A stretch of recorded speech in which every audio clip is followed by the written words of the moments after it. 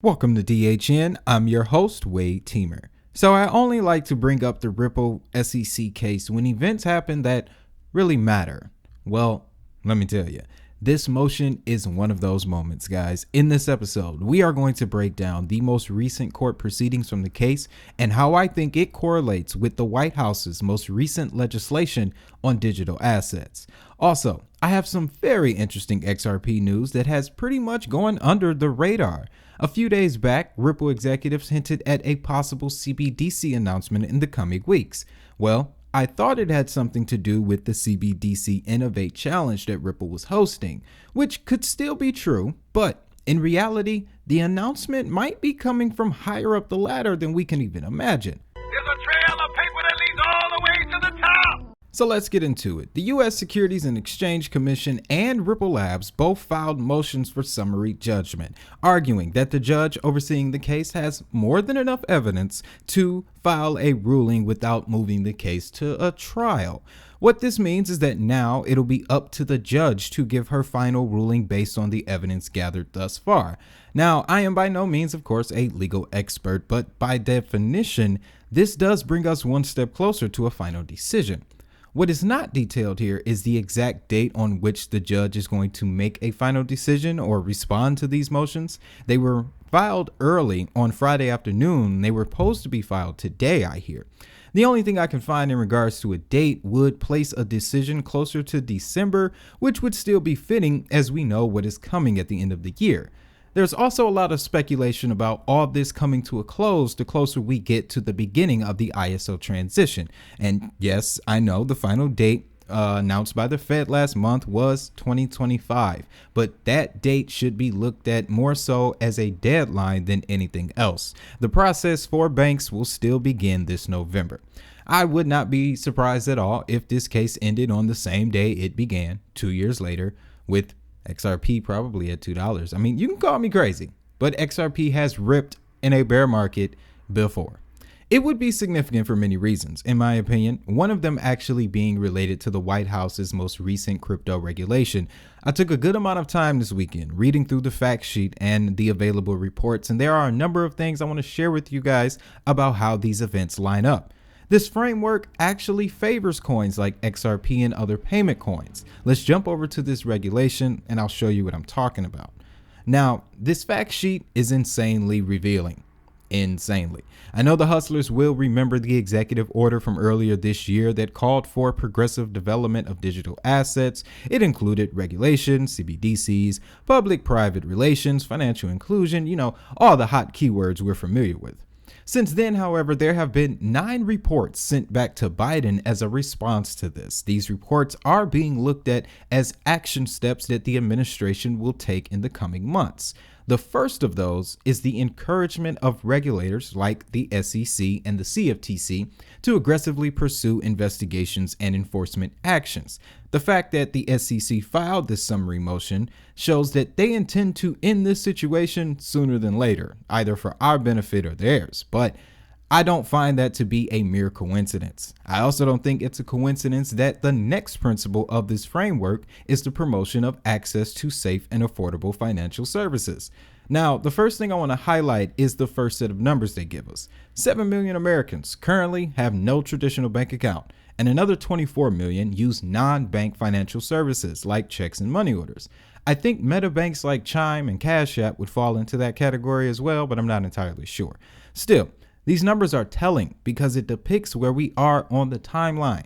Next, they go into how paying with traditional financial infrastructure can be costly and slow, especially for cross-border payments. I often talk about how companies are looking to reduce remittances to less than 1%. Well, I get that from a G20 and Federal Reserve Board report published about a year ago.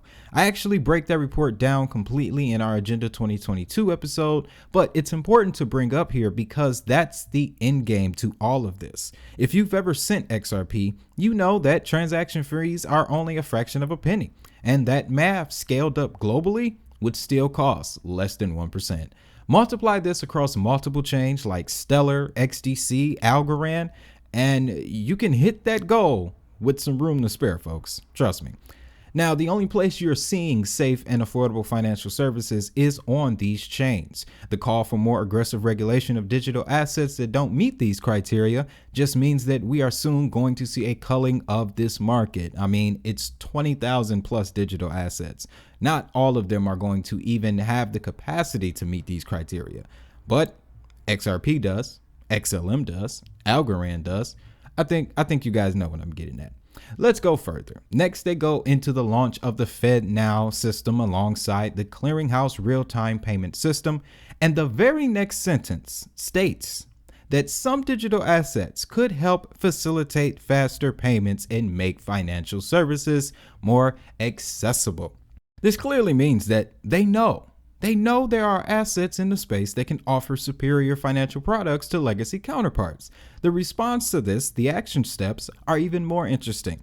Number one, agencies will encourage the adoption of instant payment systems like FedNow by supporting the development and use of innovative technologies by payment providers to increase access to instant payments, and by using instant payment systems for their own transactions where appropriate. For example, in the context of the distribution of disaster, emergency, or other government-to-consumer payments. So we know adoption of instant payments will now be encouraged, but this also means that instant payment system products will also be encouraged as well. I bring that up because of the increased amount of companies that are looking to offer on-demand pay, which is essentially the ability to get paid for a shift the same day you work it. If you take a glance at some of the projects participating in the Ripple CBDC Innovate Challenge, there are several apps in development that would allow companies to do just that. But, and I could not go any further without addressing this, that one part of the sentence scared me a little bit. For example, in the event of disaster distribution, government to consumer payments, I can only think of three things that would fall under that category: stimulus payments, government assistance programs, and universal basic income. Basically, what I'm getting at here is the decision making by the SEC, to me, seems to fit into the broader narrative. Hear me out. On September 16th, the White House publishes the framework that encourages the SEC to get more aggressive. 2 days later, what does the SEC do? Get more aggressive. This immediately got me thinking that this is all an effort to get this done and over with in time for the FedNow instant payment system to go live. Another effect that we will see after the end of this case that a lot of people aren't talking about is the response from US companies. One of the main reasons why XRP has such strong adoption in other countries is because they either don't have or have already overcome any regulatory hurdles. Once that happens here in the United States, guys, the floodgates are going to open. XRP can already do everything the White House just said was the most important functions to the continued U.S. leadership of the digital asset space. Ripple is already on the U.S. Faster Payments Council, which hosts a large number of U.S. companies, and several Ripple partners like Alacrity and Volante Technologies. Volante Technologies is one of the companies that was a part of the initial FedNow pilot program. You can see the list here also includes regional banks and big retailers like Walmart or Target. All these established partnerships, though, just waiting on regulatory clearance. Again, once these companies get the green light, I think we'll see a wave of announcements hit the media, guys. Speaking of announcements, let's turn our attention to what Ripple could be getting ready to announce in the coming weeks. Ripple advisor Anthony Welfare indicated on Twitter that Ripple is going to announce more news in the coming weeks in regards to central bank digital currencies. Initially, I was thinking that this had something to do with the Innovate Challenge, but the dates don't really line up with the time frame of in the coming weeks.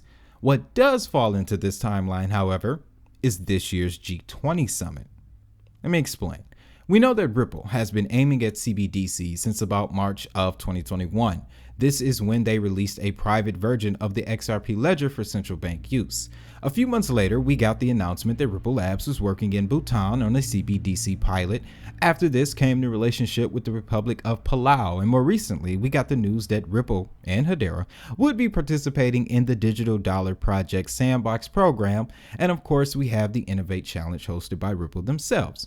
But folks, there was another competition that Ripple and friends were a part of. The Bank for International Settlements and the Bank of Indonesia Tech Sprint CBDC Challenge. It started in April of this year. 21 out of 100 teams were selected as finalists, and among said finalists, R3, Ripple, and Stellar freaking Lumens. The winner of this competition is said to be announced in October ahead of this year's G20 summit. Oh, guess what? This year's G20 summit, it's in Indonesia. Now, I was able to find a Ripple connection to Indonesia. It's light, but you guys can tell me in the comments if you've heard of this before. Top Remit is one of the largest payment service providers in Indonesia, and according to a March 2019 Facebook post, I know, I'm sorry, but it was all I could find. Top Remit is invited to attend the Ripple regional meeting. What is the purpose, they say? Top Remit will work with Ripple, which is a blockchain company, so that friends can send money abroad faster and choose more destination countries. Again, I know that's light, but let me add this. The Bank for International Settlements said that winners would be announced ahead of the summit. Let's jump over to the G20 website because I found two events that line up with what we might be looking for.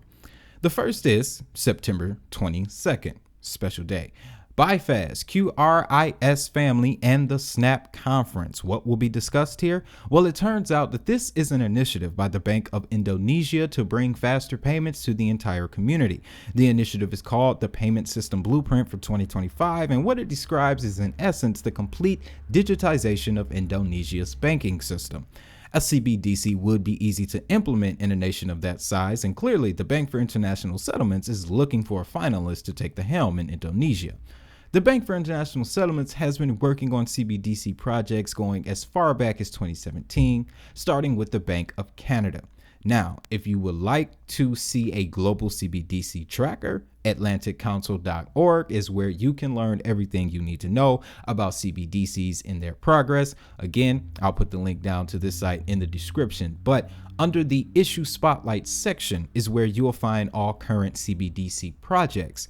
Project Apper in particular uses DLT technology in the facilitation of CBDCs that is located in the United Arab Emirates and Saudi Arabia. Ripple not too long ago set up payment corridors there as well. 5 of these 7 projects kicked off in 2021, the same year that Ripple began to make its move into CBDCs. Now, I do have another date for you, October 24th. A flagship international seminar on payments. Maybe the announcement could be made there because of the context, but either way, the Bank for International Settlements has an announcement coming up about CBDCs from a competition that Ripple was a part of, and Ripple also has an announcement about CBDCs coming up. So, you tell me.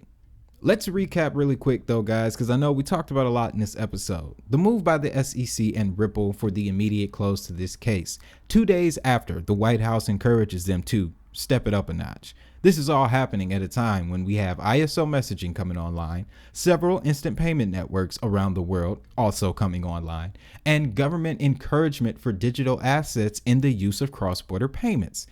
I don't know about you all, but to me, the picture don't get no clearer than that. Now, what's funny is what sent me on this journey was actually the announcement that Amazon was selected by the European Central Bank for its digital euro program. Then someone proposed a connection to Amazon and Ripple. On that, I didn't find much, but the clip that was shown stated that Ripple had done work with Amazon Web Services before. I believe it was the head of payments for Ripple's European body. Now, that is compelling. But what is even more interesting is the fact that Amazon has been using a protocol referred to as managed blockchains. There are 2 versions. One actually runs on Ethereum, but the other is designed using Hyperledger Fabric, which means it can be interoperable with several chains. What's interesting about that is there are only a handful of blockchains in the Hyperledger Foundation: Casper Labs, Hedera, Filecoin, Quant, R3, Ripple, and Stellar freaking Lumens.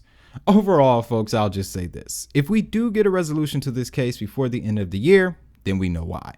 We know that 2023 is the payments run. And with that, I think a lot of things we know about the market today are going to change. With all that being said, that's all I got for you. in this one, guys. I hope you enjoyed it. You know what you got to do. Leave a comment below letting us know your thoughts. Like the video if you found value. And also, don't forget to pick up a DHN Crypto Journal for 2023. It would be a great tool for jotting down information about XRP and other XRP assets in the ecosystem. You can track your investments, store your private phrases, guys. It's a whole lot. It's great. You're gonna love it. Also, if you would like to become a DigiHustle Diamond member, either press the join button under this video or the link will always be in the description. As always though, hustlers, I want you to have a great day, have a prosperous day, and most importantly, if the money is digital, so is the hustle. I'll see y'all in the next video.